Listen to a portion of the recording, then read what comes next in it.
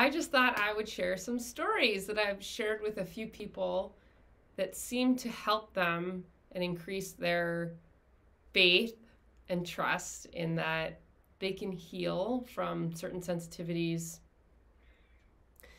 and that as they change their core beliefs and start to, with their training wheels on, step out and claim new territory to be this healthy new person that God's calling them to be. So anyway, there's a couple stories that I'm going to share about my own journey that I haven't shared yet publicly that have helped a few people. Okay, first of all,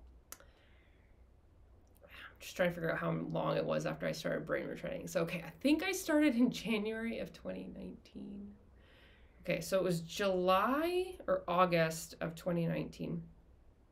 I had rewired my brain through all of my environmental sensitivities that were limiting my life by the time I went to the seminar in May in Alberta, that was the first time I was sleeping inside, minus actually just a few days before when I slept in a hotel in Michigan. Otherwise, I've been sleeping here in this room that I'm in right now.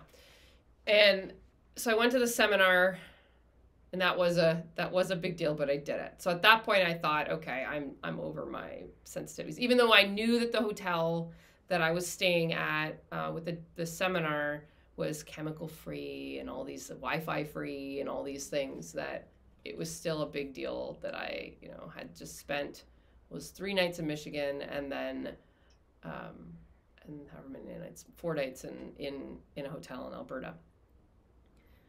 So after that, I had pretty much figured I'm done wiring through my sensitivities, and I can move on to all the other things that are going on in my body. Is essentially every stress trigger, even just the slightest judgment I would feel towards somebody, the slightest fear that someone misunderstood me.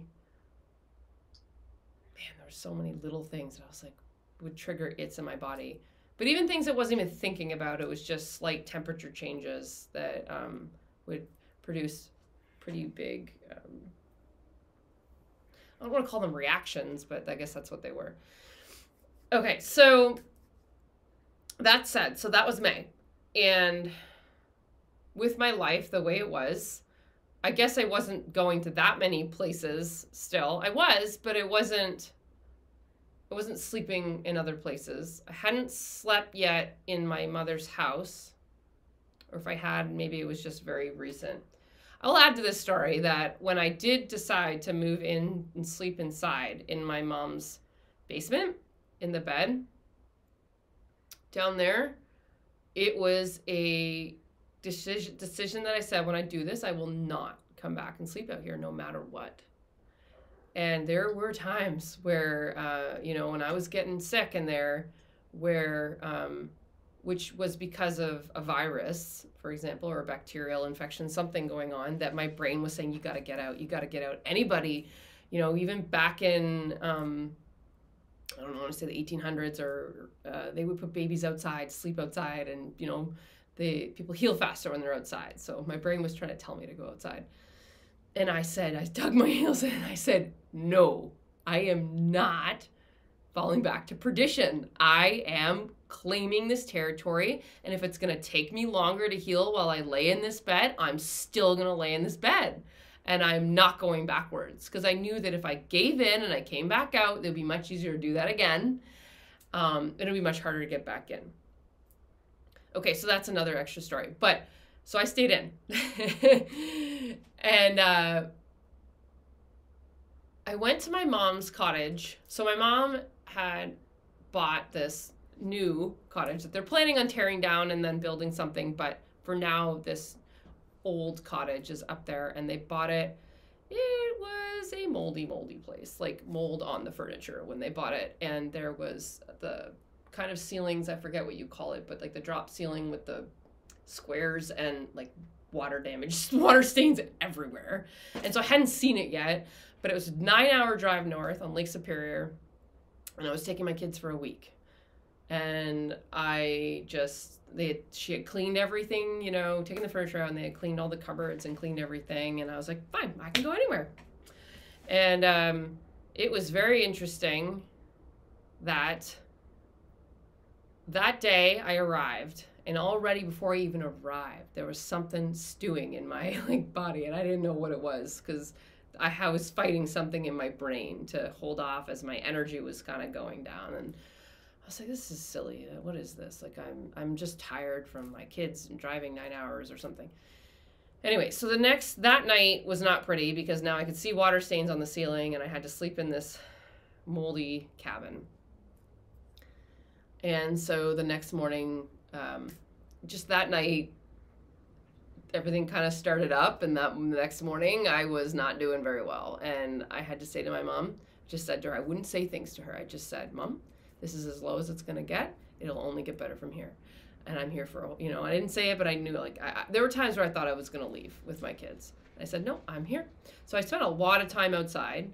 I did sleep in there, and it's cold up there in the evenings, and there's lots of bugs. So I did have to spend a fair amount of time in the cabin. But felt like it was touch and go that whole week. But by the end of the week, I was doing better than I was at the beginning of the week, that's for sure. And I even took my kids out to do, anyway, we did lots of fun stuff still. They had an amazing time. I was there, and I made it through it, but it was not, it didn't feel as good as I was hoping it would feel.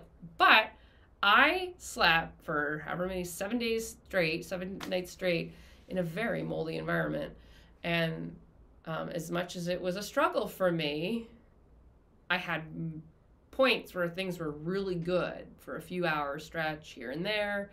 And I was really upping my practice and really sinking in with God and really focusing on the moment and other things other than what was going on. And I did it. Anyway, fast forward a year later, totally rewired, went back to the same cottage for 2 weeks. Not once did I have an issue. I spent a lot more time inside, felt very at home, very comfortable. The biggest difference was that they painted over the water stains, so I didn't have to think about it. And I was in a much healthier place. But that just goes to show you that, I mean, I went from not being able to tolerate really any environment to sleeping in a not so nice place for a week straight and coming out stronger, even though I went in it and kind of crashed. I came out stronger at the end of the week. And then now I can go and spend, 2 weeks straight there and be totally healthy, which is amazing. So that's one story I share with people who are worried about, concerned about, is this okay? Is this environment okay? And actually people are asking me about my house that I bought, because I'm moving in less than 2 weeks now. Yeah. Wait, 2 weeks? I don't know, less than 2 weeks. And I'm like, no, I haven't had it mold tested. Not even a thought. Didn't even cross my mind to get my house mold tested. It's a 1940s house. There's carpet on the stairs, but otherwise there's no carpet. But that, again, I just don't like gross old carpet. So I like new, nice floors. I can put area rugs on, but that was never a concern. Never once was I concerned about any of the building materials. The only thing that I wanted was I just didn't want a disgusting smelling basement. Like, who wants a musty smelling basement? So it's dry, and we're going to put my oldest son's, we're going to build him a bedroom down there. So there'll be 4 bedrooms in our house. Really excited about it. And then with regards also to the house, someone asked me, just in general with, is this, because it's a big change, right? Moving your home, buying a home, committing to buy a home. I'm committing, especially when I have my own business without a secure income. And so, yeah, there's a lot of things that can paralyze us, and, we're not willing to commit. And I just said, I didn't even think about that. No, the Lord told me to buy a house. So I have gotten to this place with my relationship with him where I have slowly trusted more and more. And so things like this, it never once has fazed me that I should be concerned that I'm committing to something so big. So, yeah, it's really beautiful. I just keep growing in my capacity. The other story I wanted to share was, so as I work with people who are very reactive to things. And so from the the mold avoiders group that I was a part of, there was something they called hell toxin. They called it HT. And I had my own reactions that, and things blowing up and contaminating everything and over and over again and just not being able to get rid of it. And so I had my own, what you would call HT experiences.